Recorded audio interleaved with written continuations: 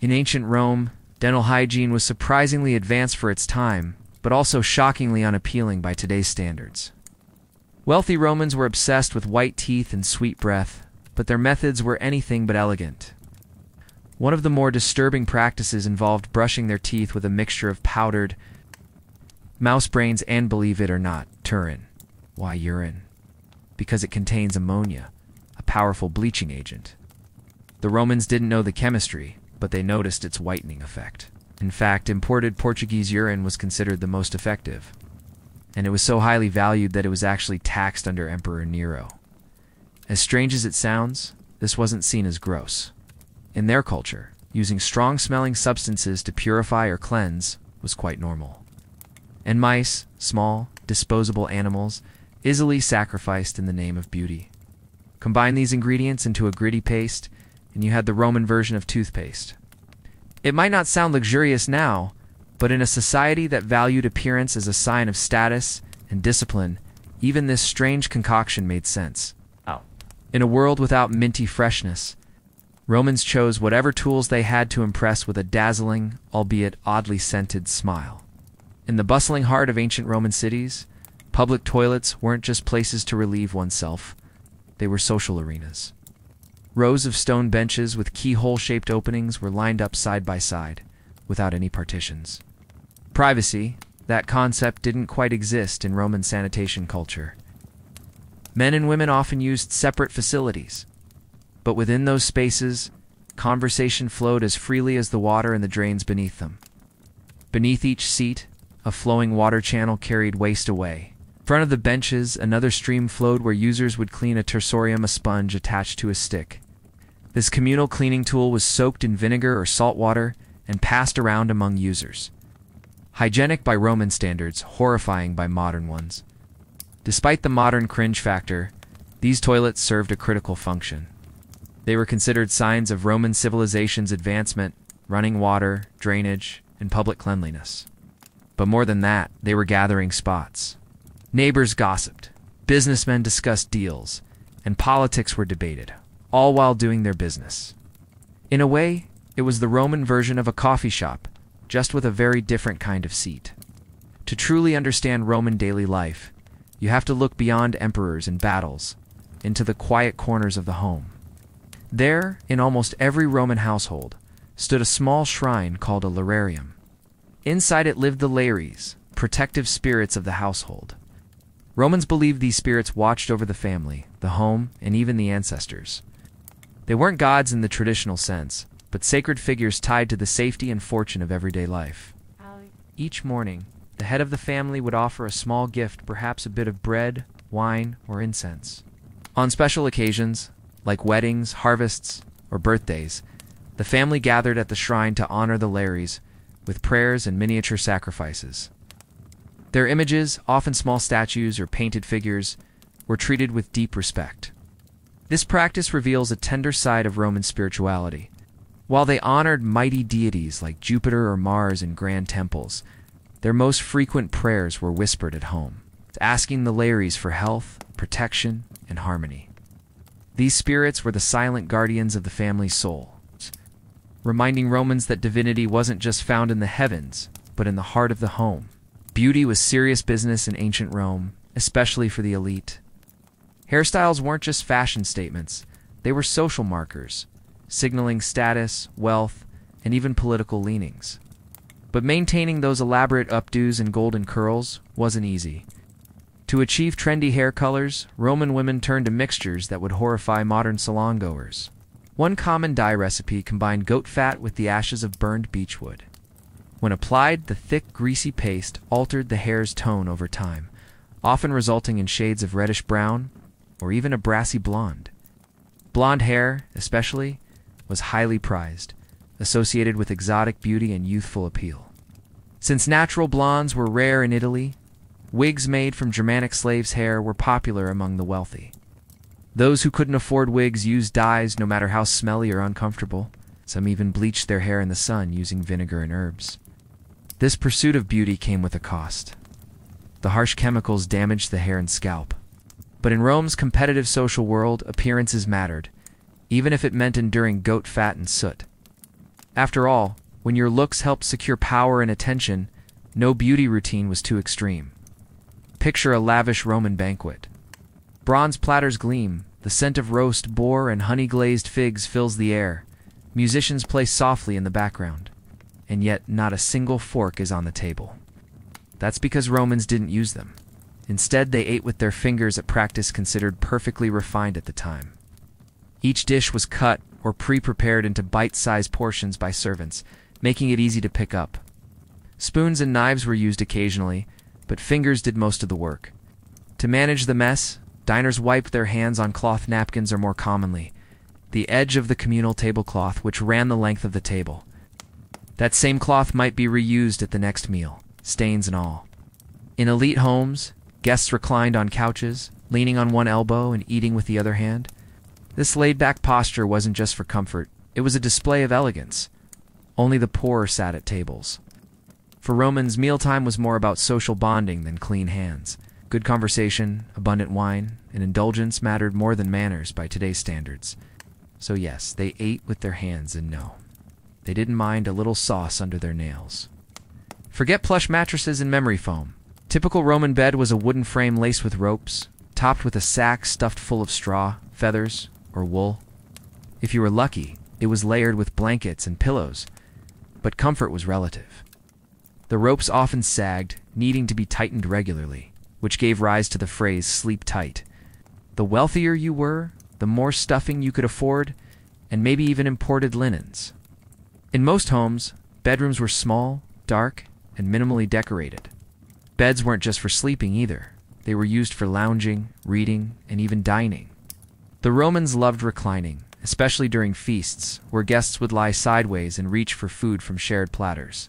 For the poor, sleep meant lying on hard surfaces or straw mats in communal rooms. Entire families sometimes shared one cramped space. Despite the grandeur of Roman architecture, everyday life was less luxurious than we imagine.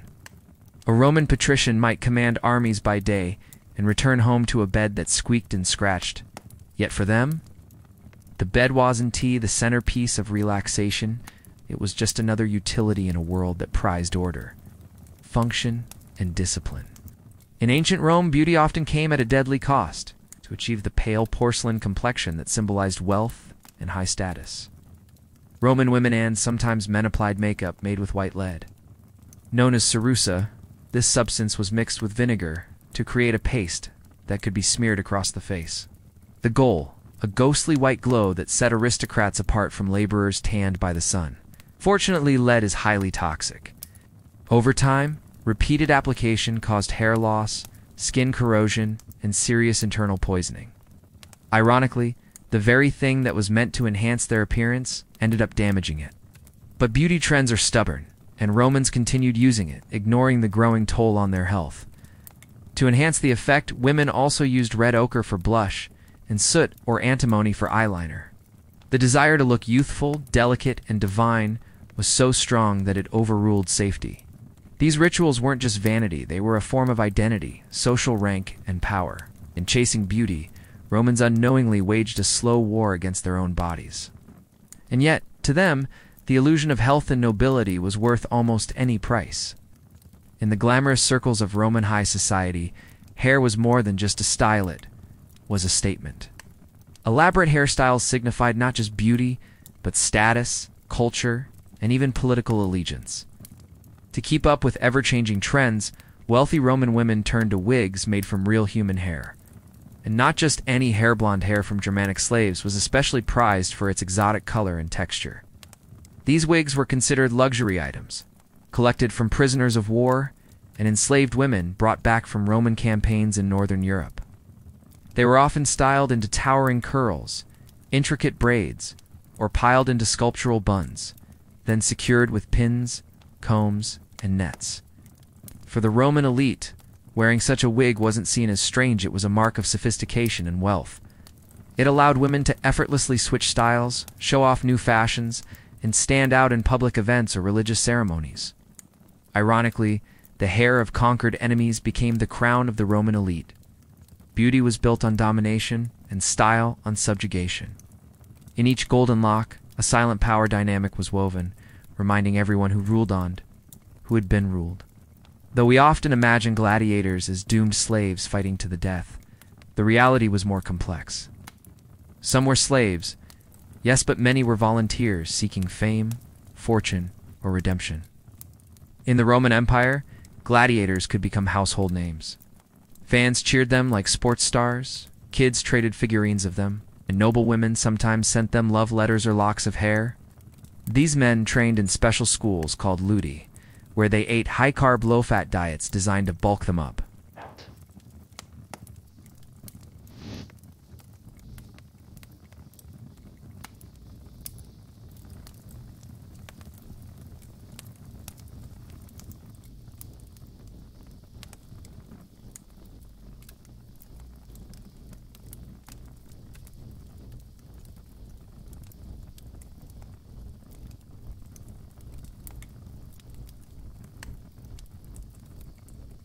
A sister,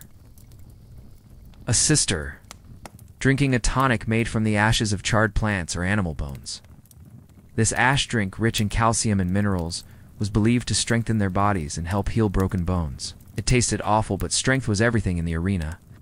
The ash concoction was like the ancient version of a protein shake, consumed after intense training or a brutal match. The public adored them.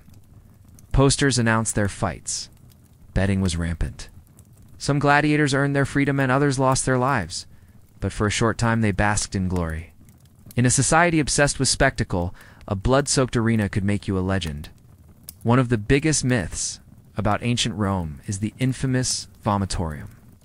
For years, people believed this was a special room where Romans went to throw up during lavish banquets so they could eat more. But that's totally false. The word vomitorium actually refers to something far less disgusting. It was the architectural name for the passageways in Roman amphitheaters and stadiums that allowed large crowds to spew forth quickly into or out of the venue. These cleverly designed exits helped tens of thousands of spectators flow in and out of the Colosseum in minutes. The misunderstanding likely came from early scholars who mistranslated the term or tried to link it with the Roman love of feasting. While it's true that some Romans overindulged, and vomiting may have occasionally occurred, there was never a designated puke room for diners. So next time someone jokes about Romans stuffing themselves and running to a vomitorium, just smile, because in reality it wasn't about gluttony, it was about brilliant design. Leave it to the Romans to build exits so efficient, they're still influencing stadium architecture today. The strength and stamina of a Roman soldier were legendary, and for good reason.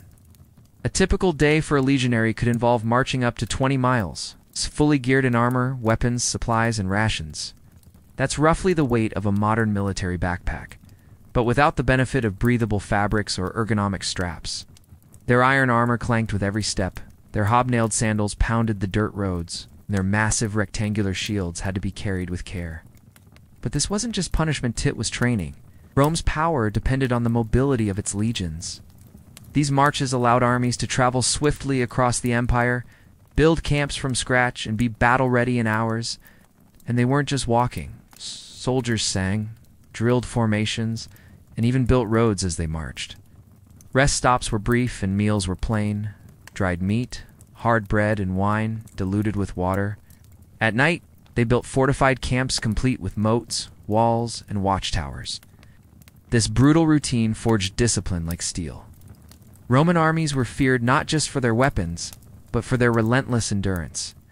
To be a legionary wasn't just about fighting. It was about surviving the march and being ready to conquer when you arrived. When discipline broke down in the Roman army, punishment was severe, sometimes unimaginably brutal. One of the most terrifying was decimation. From the Latin word decem, meaning 10, decimation involved executing 1 in every 10 men of a disgraced unit. If a group of soldiers deserted, mutinied, or failed spectacularly in battle, their commanders could order this punishment. But the horror didn't stop at random execution. It was far more psychological. The condemned were chosen by lot. Once selected, each man was beaten to death by his fellow soldiers with clubs or stones. This wasn't just punishment, it was a horrifying reminder. Your life depended on your discipline, and your comrades could be your executioners. Even Roman generals hesitated to use decimation, knowing it could shatter morale. but in extreme cases it served as a fearsome deterrent. The survivors, traumatized and broken, would think twice before disobeying an order again. Modern militaries find it unthinkable.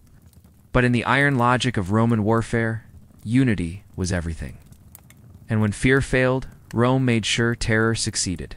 The Romans were not known for superstition, but when it came to power and pride, even the absurd was on the table. One of the strangest episodes in Roman history involved a war not against people, but against the sea itself. In 39 BCE, the infamous Emperor Caligula, whose reign was riddled with madness, reportedly ordered his soldiers to march to the shores of the English Channel and attack the water, according to historical sources. He commanded them to stab the waves with swords, collect seashells as spoils of war, and declare victory over Neptune, the god of the sea. Why, historians still debate. Some believe it was a display of dominance against nature. Others say it was pure theatrical madness, or an attempt to humiliate his troops and show who really held power. In Roman culture, symbolic acts carried weight. Even if the act was irrational, the message was loud and clear. Not even nature could defy the emperor's will. It's one of the most bizarre moments in Roman military lore. But in a world ruled by ego and spectacle, sometimes stabbing the ocean made more political sense than stabbing your enemies. The Roman army didn't fight just for glory, they fought for salarium. That's right. The root of our word salary comes from sal, the Latin word for salt. Why salt? Because in the early days of the Roman Republic, salt was as valuable as gold. Roman soldiers often received a portion of their wages in salt or money to buy salt. This vital mineral preserved food, cleaned wounds, and sustained life in a time before refrigeration. Without salt, armies couldn't travel far, and supplies would rot in days. It wasn't just a seasoning, it was survival. Over time, the salarium evolved into a broader term for soldier pay. But the link remained so strong that the idea of earning one's salt became synonymous with being worthy of your wages. Rome's attention to logistics, food, water, pay was part of what made their military machine so effective. They didn't just train soldiers to fight, they paid them to stay. And that little white crystal played a big role in keeping the empire running. Roman roads weren't just dirt paths, they were feats of engineering that stitched the empire together like a giant web. Built with layers of stone, sand, gravel, and tightly packed soil. These roads were crowned in the center to allow rainwater to drain to the sides. Some were so expertly constructed that they are still in use today, beneath modern highways and rural roads across Europe. The Romans built over 250,000 miles of roads across their territories. The most famous, the Via Appia, connected Rome to southern Italy and was nicknamed the Queen of Roads. These highways allowed the Roman legions to move with speed, merchants to trade across vast distances, and messages to be sent from Britain to Syria in record time. But roads weren't just functional, they were political. Every paved mile reminded people who ruled the land. Stones were stamped with the names of emperors who commissioned them, turning infrastructure into propaganda. Today, hikers still walk Roman roads. Cars roll over their foundations, and with every step, wheel, or hoof, we're reminded that Rome didn't just conquer the world, it connected it. In the early days of naval warfare, Rome was a land power struggling to challenge Carthage's dominance at sea. But when it came to innovation, the Romans never hesitated to get creative. Enter the corvette, a brutal invention that turned naval battles into hand-to-hand street fights. The corvette was a rotating bridge, fitted with a deadly spike on the end. When a Roman ship pulled alongside an enemy vessel, this massive gangplank would swing down, slam onto the enemy's deck, and embed itself like a hook. Soldiers could then storm across the bridge and engage in close combats, something the heavily armored Romans were far better at than sailors. This clever strategy neutralized the Carthaginians' naval skills and gave Rome a fighting edge. The corvus helped secure major victories in the First Punic War, including the legendary Battle of Mylae. However, the corvus had a downside. It made ships top-heavy and more prone to sinking in rough waters. Eventually, the device was phased out, but not before helping Rome transform from a landlocked power into a Mediterranean empire. The corvus wasn't just a bridge, it was a weaponized innovation that changed the tide of naval history. To be a Roman soldier meant relentless training, and the weapons they used for practice were as brutal as the battles themselves. In training camps across the empire, legionaries were issued wooden swords known as rudis, but these weren't lightweight playthings. They were deliberately crafted to be heavier, often twice the weight of a real steel gladius. Why? Because if a soldier could master speed, balance, and precision with an overweight training sword, using the real weapon in battle would feel effortless. The extra weight built muscle, enhanced endurance, and honed technique. Soldiers practiced striking posts, sparring with partners, and even simulating full battle sequences. This training philosophy extended beyond swords. Shields, javelins, and armor were often worn or carried longer during drills to prepare men for the exhausting conditions of war. Rome didn't leave victory to chance. Every movement was rehearsed, every step calculated. This rigorous system turned farmers and volunteers into lethal warriors. By the time a legionary entered the battlefield, his sword felt like an extension of his body, and that made all the difference. In Rome, discipline wasn't just an ideal. It was baked into the blade. Long before Julius Caesar became dictator of Rome, he lived a life full of daring exploits. One of the most legendary, his kidnapping by pirates at age 25, while sailing near the island of Pharmacusa in the Aegean Sea. Caesar was captured by Cilician pirates who demanded a ransom of 20 talents of silver. Caesar, insulted by the low price on his head, insisted they raise it to 50. While his associates gathered the money, Caesar lived among the pirates for over a month. But he wasn't your average hostage, he laughed. Wrote poetry, exercised, and even scolded his captors. When they interrupted his naps, he joked that once he was free, he'd have them crucified. The pirates thought he was bluffing. Wasn't. After the ransom was paid and he was released, Caesar immediately raised a fleet, pursued the pirates, captured them, and, true to his word, had them crucified. He did, however, order their throats to be cut first. As a final act of mercy, this bold episode wasn't just a tale of revenge, revealed the sharp mind, icy confidence, and iron will that would one day shake the Roman world. While many ancient armies relied on sheer numbers and brute strength, Rome added something revolutionary to its military machine: battlefield medicine. Roman legions didn't just march with swords, they marched with surgeons. Each legion had a medicus, a trained medical officer responsible for treating the wounded. These medics carried surgical tools made of bronze and iron, some of which looked strikingly modern: scalpels, forceps, bone saws, and even catheters. Field hospitals, or valetudinaria, were set up near camps to treat injured soldiers. Surgeons cleaned wounds with wine or vinegar, stitched lacerations, set broken bones, and even performed amputations. Sanitation was rudimentary by today's standards, but advanced compared to other ancient cultures. Rome understood that a healthy army was an effective one. Veterans were valued, and saving lives meant preserving experience. Soldiers were also encouraged to follow strict hygiene routines, bathing, changing bandages, and avoiding spoiled food. These medical advancements didn't just keep soldiers alive, they laid the groundwork for military medicine today. The Roman army didn't just conquer with weapons, it conquered with knowledge. In the Roman military, courage was everything and cowardice had a price. Soldiers who fled from battle weren't just seen as weak. They were seen as threats to the entire legion's honor and discipline. The punishment? Sometimes death at the hands of their own comrades. One method was public execution. A deserter might be beaten, stoned, or run through with a sword. But the most dreaded punishment was fusturioma, brutal beating by fellow soldiers using clubs. It was designed to humiliate, punish, and send a terrifying message to the rest of the ranks. Even worse was the practice of decimation for entire units that showed cowardice or mutiny.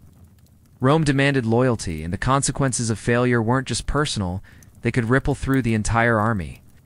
These punishments may seem cruel, but they were part of what made the Roman military machine so effective. Fear of the enemy was one thing. Fear of your own brothers, in arms. They kept you fighting when your instincts screamed to run. In Rome, survival wasn't just about strength. It was about never turning your back on the line. In 64 AD, a devastating fire swept through Rome, destroying 10 of the city's 14 districts. Amid the chaos, rumors spread like flames. Emperor Nero, rather than acting to stop the disaster, had climbed to a rooftop and played the lyre. now singing of the fall of Troy as his own city turned to ash. But was it true? Historical sources disagree. Tacitus, one of Rome's most trusted historians, claims Nero was even in the city when the fire started, then that he rushed back to coordinate relief efforts, even opening his palaces to the homeless. Yet the image of the emperor strumming his lyre while citizens screamed in the streets stuck in the public's imagination. Nero's reputation for vanity, extravagance, and cruelty didn't help. He had a theater obsession, often performing on stage and forcing nobles to applaud. So whether or not the rooftop concert happened, it felt believable. To make matters worse, Nero later blamed the fire on the Christians, leading to one of the first state-sponsored persecutions of the faith.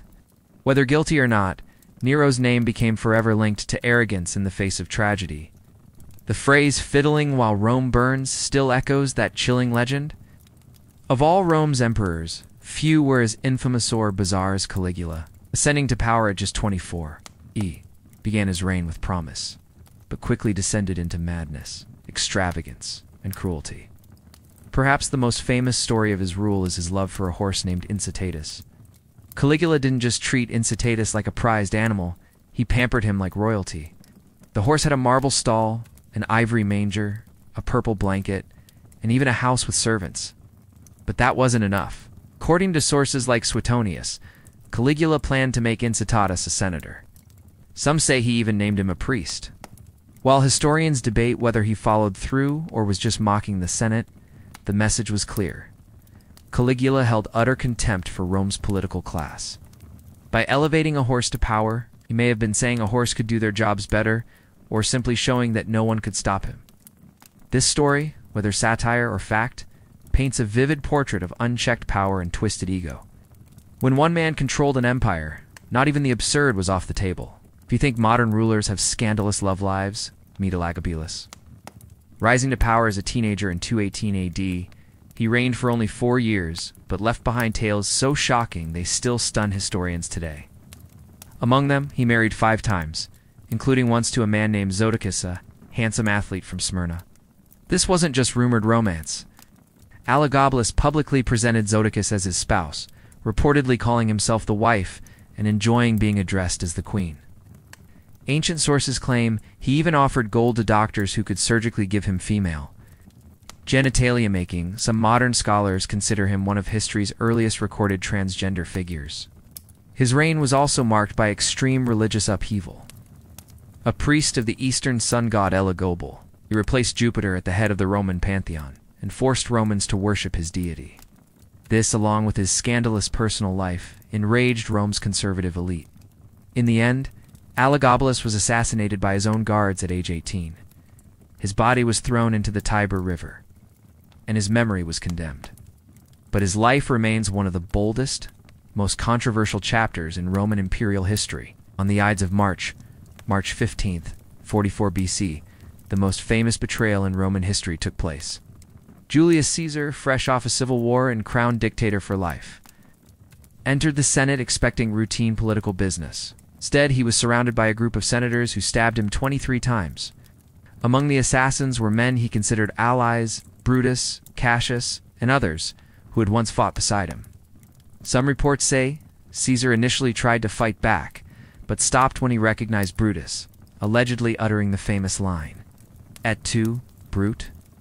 Whether he actually said that is debated, but the symbolism stuck. The assassins believed they were saving the Republic. Caesar's growing power had terrified the Senate, but their plot backfired spectacularly. Instead of restoring democracy, they unleashed chaos.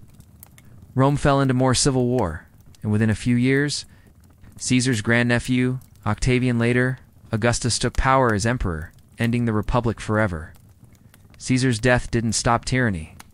It ushered in the imperial age. His murder, meant to defend liberty, became the spark that destroyed it. When we imagine a Senate today, we picture grand halls filled with desks and formal debate. But the Roman Senate had no fixed home, especially in its early days. Instead, senators often met in temples, the most sacred and politically neutral spaces in the city. The most famous was the Curia Hostilia, an early Senate house, but meetings also took place in the Temple of Jupiter or the Temple of Concord. This wasn't just about convenience. Religion and politics were deeply intertwined in Rome. Holding sessions in a temple invoked the gods as witnesses and reminded senators of their duty to the state. Sacred space gave decisions divine legitimacy. Oaths were sworn before statues. Important votes were cast under the watchful gaze of gods and goddesses. Even the act of convening required religious rituals to ensure the omens were favorable. This blend of civic and spiritual authority helped maintain order, at least on the surface. In truth, the temples echoed with rivalries, deals, and schemes. While the gods might have watched from above, it was mortals who played power games below. In the Roman tradition, it was common to deify emperors after their death, especially if their rule had brought stability or greatness. But some emperors refused to wait. They declared themselves gods while still alive and demanded worship from their subjects. Caligula again leads the charge. He reportedly dressed as Mercury, Jupiter, and even Venus, insisting on divine honors. He ordered temples built in his name and forced senators to bow before his statue. Nero also flirted with godhood, using divine language to describe himself and commissioning colossal statues portraying him as Apollo. The people's response? Mixed. Flattery of a living god could bring favor, but ridicule, resentment, and rebellion often simmered beneath the surface. For many Romans, deification was earned through greatness, not claimed through ego. Still, in a culture where gods shaped every aspect of life, blurring the line between emperor and deity was a potent tool.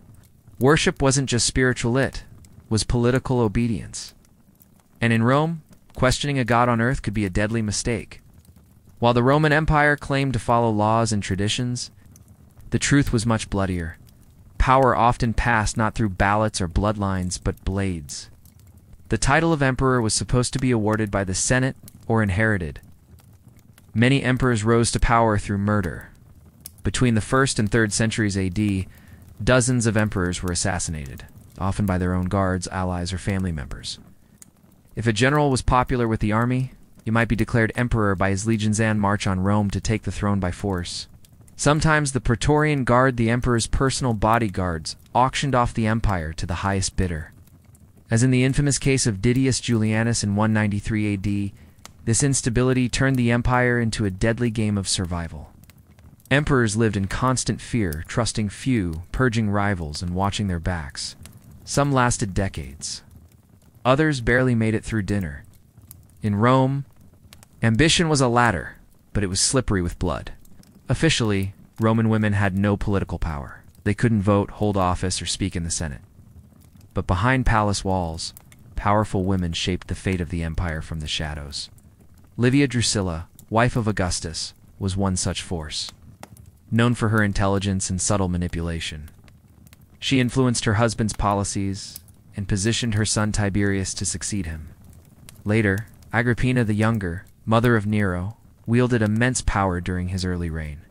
She orchestrated assassinations, controlled access to the emperor, and even had coins minted with her image beside her son's. Women of the elite class used marriages, money, and familial alliances as political tools. They advised, schemed, and sometimes poisoned their way into influence. Even empresses who seemed quiet like Faustina or Julia Domna were often deeply involved in court politics. Though the law barred them from public office, Roman women with wealth and intelligence found ways to rule from behind the curtain. They weren't statues in togas, they were queens in all but name. Hollywood got it wrong. When a Roman crowd watched a gladiator fall in the arena, the emperor or presiding official had to decide the fighter's fate. But contrary to popular belief, a thumbs-down gesture probably didn't mean kill him. Oh my. Ancient texts are vague, but most scholars believe the Latin phrase police verso didn't specify which direction. In fact, many argue that turning the thumb down, or even thrusting it horizontally, might have signaled mercy, while pointing the thumb up or out indicated a sword thrust meaning death. Gestures were not standardized, and different regions likely had their own traditions. The real decision often came down to crowd reaction and the quality of the fight.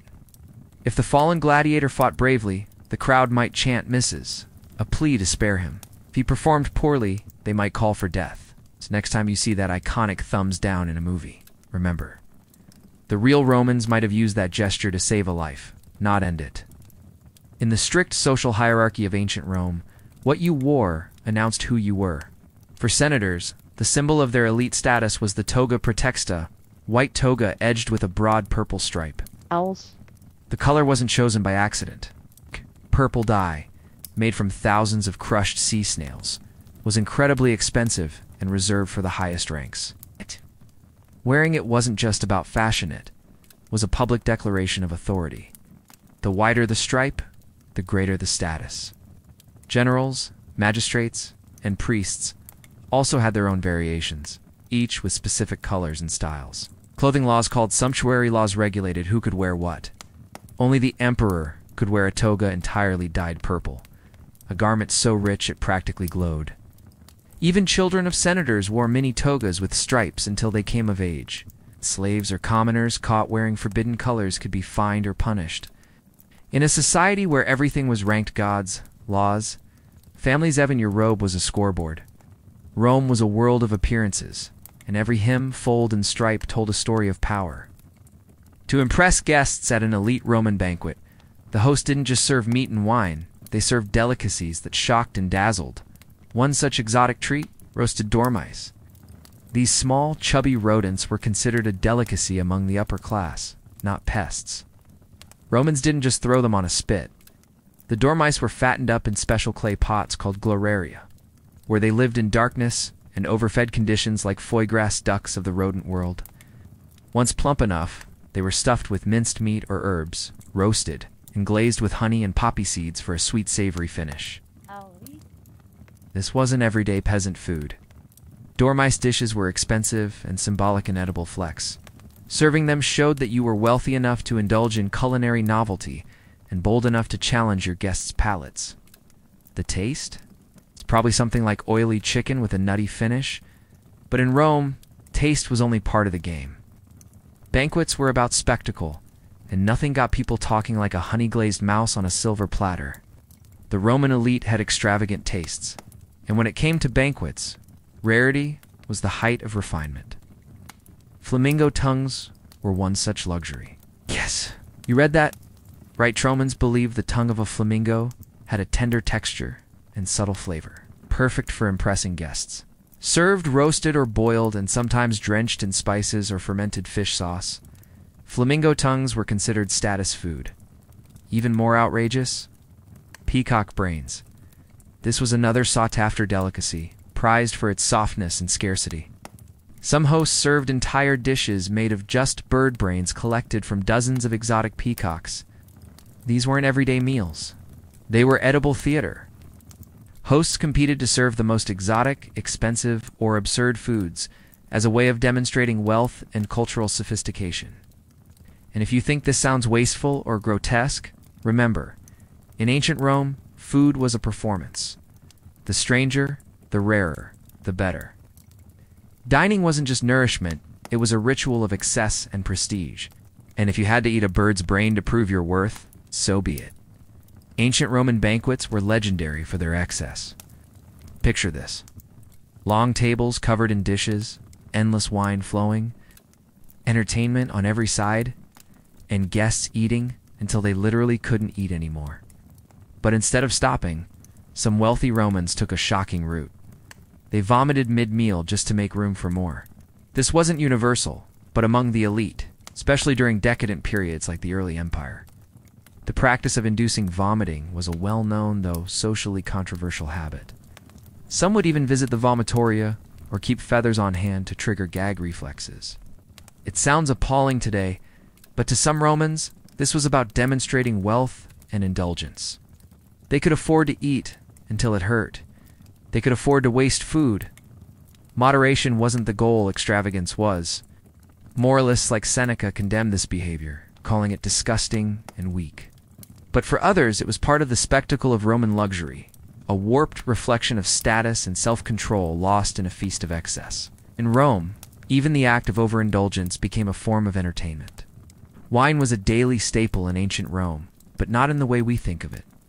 Drinking pure wine, especially strong or undiluted, was considered uncivilized, even barbaric. Instead, Romans diluted their wine with water and sometimes seawater. Yes, salt water, why? The addition of seawater wasn't just about extending the drink, it added flavor and preserved the wine. Seawater wine had a briny sharpness that many Romans actually enjoyed. They called it a garum and believed it stimulated digestion. Herbs, honey, spices, and even resin were also added to flavor different blends. There were wines for every occasion: cheap sour wines for laborers, spiced wines for the wealthy, and sweet raisin wines for dessert. Heated wine was popular in winter, and chilled, snow-cooled versions were served in summer. And despite what we might imagine, wine was not just for pleasure. It was often safer than drinking city water, which could be contaminated. Even children drank diluted wine, though in very weak forms. In Rome, wine wasn't just a drink. It was a craft, a daily ritual, and a sign of civilization whether or not it had a splash of the Mediterranean in it. If ketchup is the king of American condiments, then garum was the emperor's choice in ancient Rome. Made by fermenting fish guts, blood, and salt in clay vats under the sun, for weeks, sometimes months, garum was the cornerstone of Roman flavor. The smell, overpowering; the taste, salty, savory, and pungent. Think soy sauce meets anchovies with a heavy punch. Romans poured it on everything: meats, vegetables, eggs, even fruit. Rich households used imported garum from Spain or North Africa. Poorer families made do with alec, the leftover sludge. Factories along the coast mass-produced it, and amphorae filled with fishy liquid crisscrossed the empire. Some versions were so prized, they were treated like fine wine, labeled by region and aged for flavor. Despite its gut-churning ingredients, garum was beloved. Romans believed it improved digestion and even used it medicinally. It made bad food tolerable and good food irresistible. Today, the closest culinary cousin is fish sauce in Southeast Asian cuisine. But in ancient Rome, garum wasn't just a condiment, it was a cultural obsession. In Rome, drinking wine straight was frowned upon. It wasn't just about taste, it was about morality and manners. Strong, undiluted wine was seen as wild and barbaric behavior, associated with drunkenness, bad judgment, and even madness. Civilized people diluted their wine, sometimes with 2 or 3 parts water to 1 part wine. This wasn't snobbery, it was practical. Roman wine was often strong, thick, and syrupy. Watering it down made it palatable and safer. Some believed undiluted wine could damage the body or spirit. Philosophers like Plato and Roman thinkers like Seneca warned against drinking it pure, linking it to moral decay. Watered wine was served at banquets, public events, and even religious ceremonies. The mixing itself was a ritual. A servant called the minister, or symposiarch, oversaw the proportions and ensured everyone stayed within the bounds of dignity until the late hours when rules loosened and debauchery crept in. To Romans, how you drank said who you were. Moderation was the mark of a respectable citizen. So if you wanted to be taken seriously at a Roman dinner party, don't raise your glass of undiluted wine. That was for the barbarians. We often picture Roman feasts overflowing with roasted meats and exotic dishes, and yes, the wealthy dined lavishly. But for most Romans, vegetables formed the foundation of their diet. Lentils, cabbage, onions, garlic, beans, and, most notably, lettuce, were staples on Roman tables. Lettuce held a special place. Romans believed it had medicinal properties, including the ability to induce sleep. It was often served at the end of meals to help diners relax after feasting. Writers like Pliny the Elder praised it for its cooling effects and even claimed it could reduce sexual desire, something the Stoic-minded elite sometimes welcomed. Meat, on the other hand, was expensive and reserved for special occasions. Most people got their protein from legumes, cheese, and fish. Even when meat was served, it was often stewed with vegetables to stretch the portions. Vegetables weren't seen as boring. They were essential. Romans cultivated gardens at home, traded produce in bustling markets, and used herbs and olive oil to enhance flavors. Their diet, rich in fiber and plant-based foods, likely contributed to their overall health, especially among the lower classes. Rome may have built empires with swords, but it fed its people with cabbage and chickpeas. If you thought serving dormice was extravagant, wait until you hear this. Wealthy Roman hosts sometimes served pies that, when cut open, released live birds. It wasn't about eating them, It was about shocking and entertaining guests. This wasn't a daily occurrence.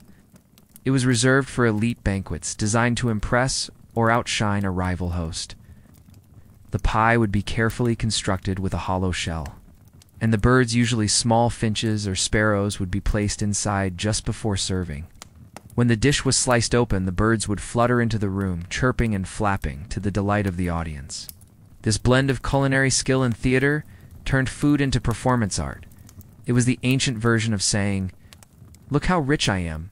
I don't even need my food to make sense." These displays weren't just about taste. They were statements of power, wealth, and creativity.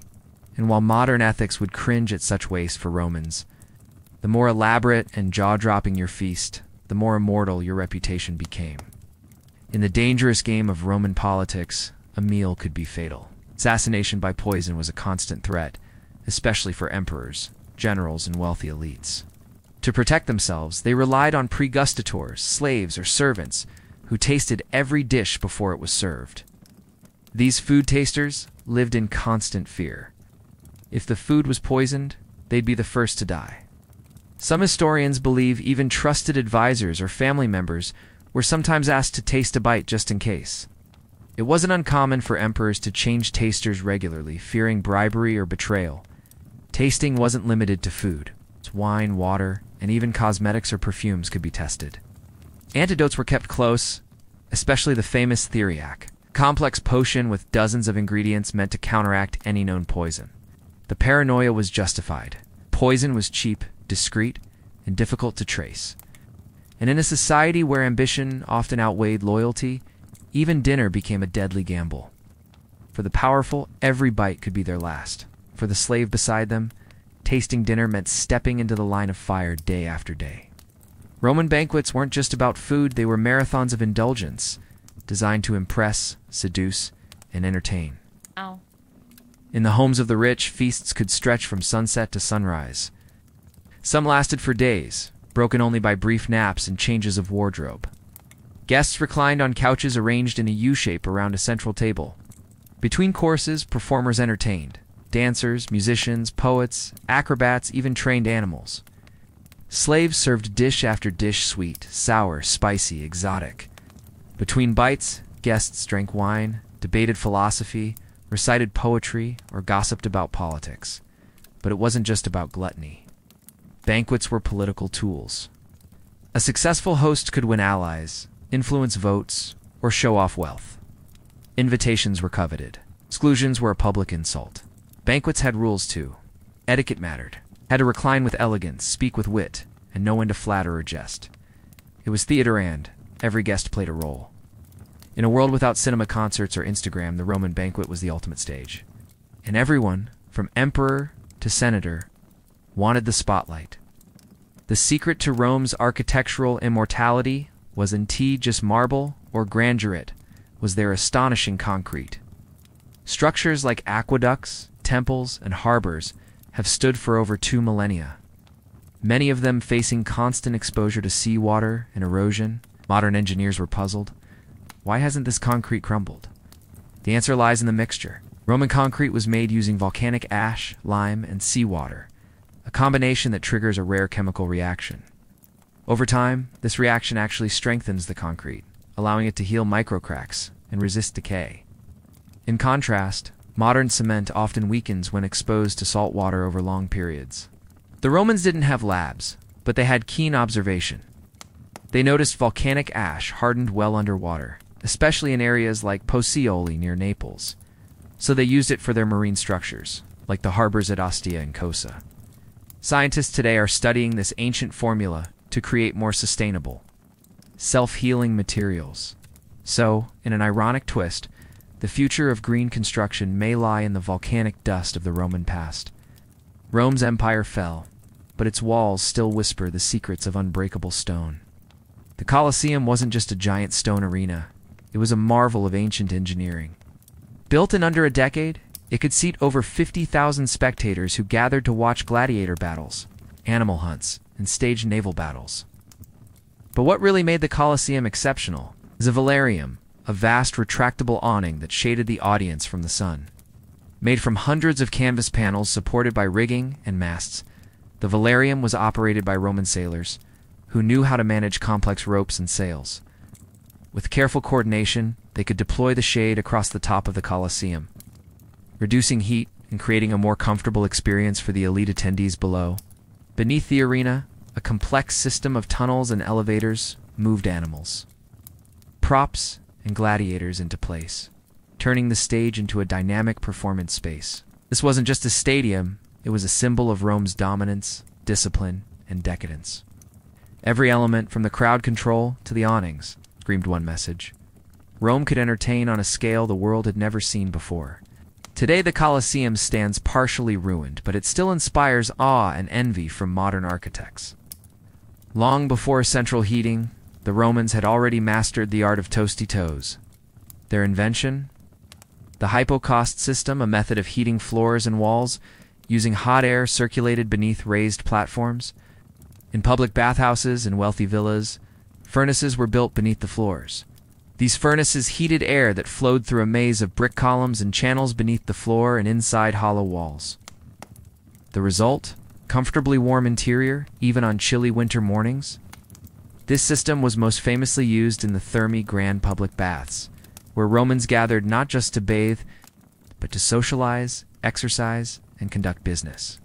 Some private homes also had hypocausts, though the installation and upkeep made them a luxury reserved for the elite. The Romans didn't invent fire-heated rooms, but they perfected it on an architectural scale. Their heating systems are considered a forerunner of modern radiant floor heating. Imagine stepping barefoot onto warm stone in a Roman villa while sipping mulled wine. It wasn't just comfort, it was civilization made tangible. The warmth beneath their feet reminded Romans that they had mastered nature and luxury. Rome wasn't built in a day, but it flowed with water every day, thanks to its aqueducts. These towering structures, made of stone, brick, and concrete, transported fresh water from distant springs into the heart of the city. At their peak, Rome's 11 aqueducts delivered an astonishing 300 million gallons daily, enough to supply more than 1 million people.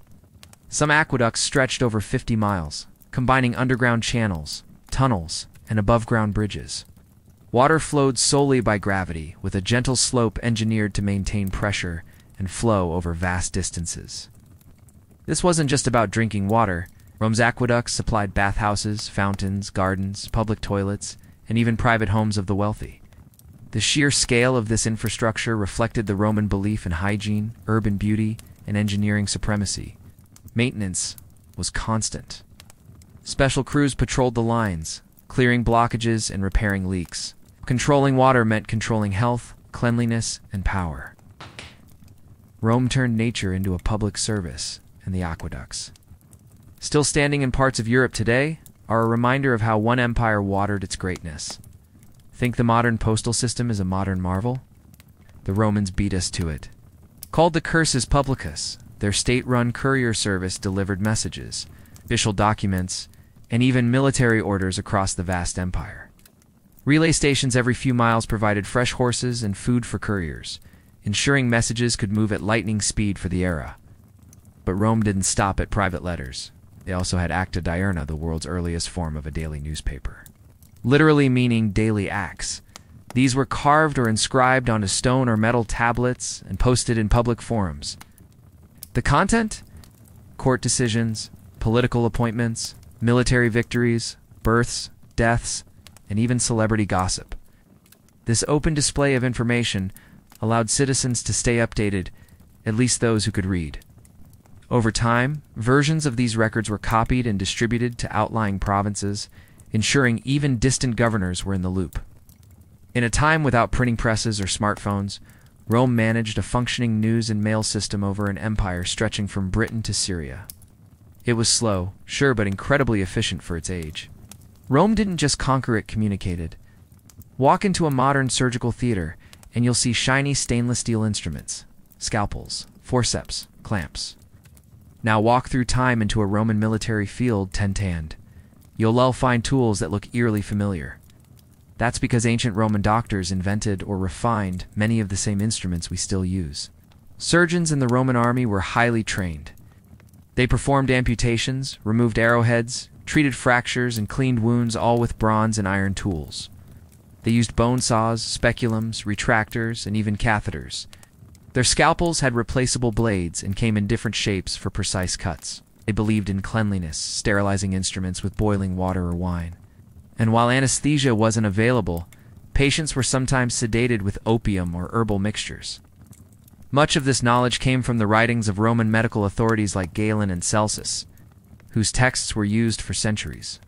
Their battlefield experiences became the foundation of Western surgical practice. Rome's legacy wasn't just in marble and empire, it was in healing. Their tools saved lives in tents and temples alike, and their designs continue to influence medicine today. Before Julius Caesar's reforms, the Roman calendar was a mess, filled with miscalculations and political manipulation. Priests who controlled the calendar could add or subtract days to benefit allies or delay elections. The result? Chaos. In 46 BC, Caesar put an end to the confusion. Advised by the Alexandrian astronomer Sosigenes, he introduced the Julian calendar, a 365-day year with a leap day every 4 years. This new system aligned with the solar year and brought stability to timekeeping. The months were reorganized, and July was named in Caesar's honor. Later, Augustus would name August after himself, completing the imperial timestamp.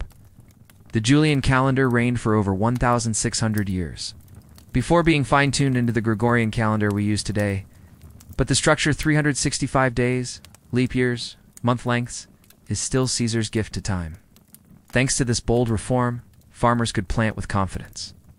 Festivals fell in the right season, and history found its rhythm.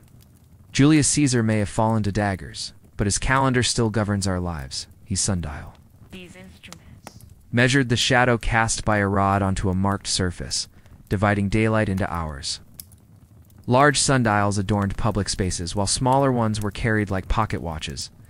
But what about cloudy days or nighttime? Enter the water clock, or clepsydra. These clever devices used a slow, steady flow of water between containers to mark the passage of time. The rise or fall of water levels corresponded to engraved time markings.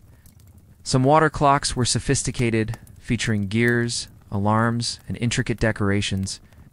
They were used in courts, bathhouses, and military camps, anywhere precise timing mattered. Time in Rome wasn't always exact by modern standards. An hour varied in length depending on the season, shorter in winter, longer in summer.